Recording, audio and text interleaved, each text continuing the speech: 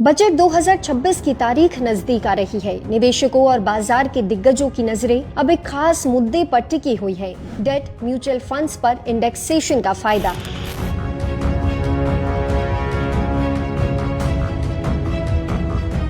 पिछले 2 सालों में डेट फंड्स के टैक्स नियमों में बदलाव ने फिक्स्ड इनकम निवेशकों को थोड़ा मायूस कर दिया था। अब खबर ये है कि म्यूचुअल फंड इंडस्ट्री की संस्था एमफी ने वित्त मंत्री निर्मला सीतारमण के सामने एक मजबूत प्रस्ताव रखा है।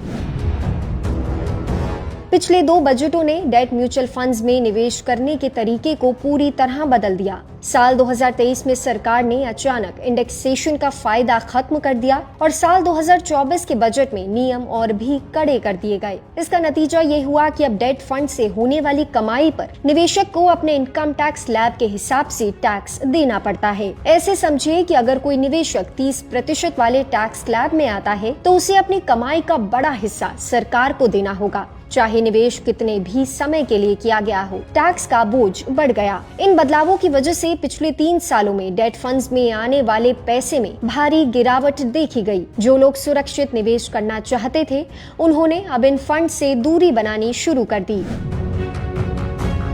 एमफी ने सरकार से ये मांग की है कि 36 महीने या उससे ज्यादा समय तक रखे जाने वाले डेट फंड्स पर इंडेक्सेशन का फायदा दोबारा बहाल किया जाए। एमफी का सुझाव है कि टैक्स दर या तो 12.5% हो या फिर इंडेक्सेशन के साथ 20% का विकल्प दिया जाए। इसके लिए इनकम टैक्स एक्ट की कुछ धाराओं में जरूरी बदलाव किए जाने चाहिए।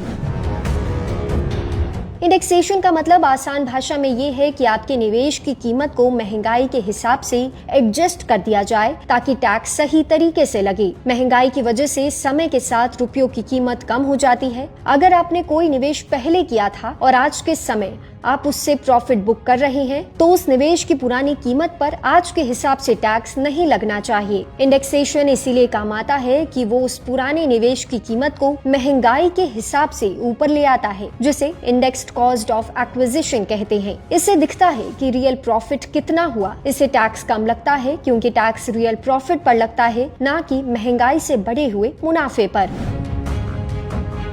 इस फैसले का सबसे ज्यादा असर बुजुर्गों और रिटायर लोगों पर पड़ेगा। रिटायरमेंट के बाद ज्यादातर लोग ऐसे निवेश की खोज में होते हैं जहां पैसा सुरक्षित रहे और हर महीने या हर साल तय कमाई होती रही। ऐसे में डेट फंड्स अब तक उनके लिए एक भरोसेमंद और कम जोखिम वाला विकल्प था। लेकिन अब डेट फंड से इंडेक्सेशन का फायदा खत्म हुआ तो कई निवेशक निराश हो गए। अगर ये टैक्स राहत दोबारा मिलती है तो टैक्स कटने के बाद उनके हाथ में ज्यादा पैसा बचेगा। इससे उनकी आमदनी बेहतर होगी और वो कॉर्पोरेट बॉन्ड्स जैसे सुरक्षित निवेशों में ज्यादा भरोसे के साथ पैसा लगा पाएंगे।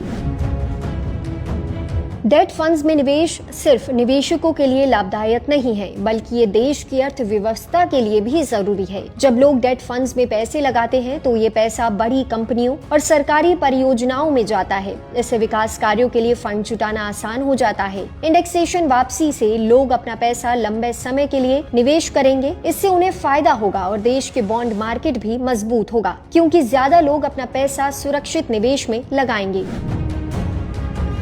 बजट 2026 में वित्त मंत्री कौन से फैसले लेंगी, ये तो वक्त ही बताएगा। लेकिन निवेशकों और उद्योग की जरूरतों को देखते हुए उम्मीद है कि सरकार कुछ राहत दे सकती है। अगर एमफी की मांग मान ली जाती है तो डेट म्यूचुअल फंड्स फिर से निवेशकों की पसंदीदा जगह बन सकते हैं। डेट फंड्स पर इंडेक्सेशन की वापसी सिर्फ एक तकनीकी बदलाव नहीं है, ये करोड़ों निवेशकों के लिए राहत की खबर होगी। सीनियर सिटीजन्स को ज्यादा पैसा हाथ में मिलेगा और देश के बॉन्ड मार्केट में भी नई जान आएगी। इस खबर पर आपकी क्या राय है, हमें कमेंट सेक्शन में जरूर बताएं।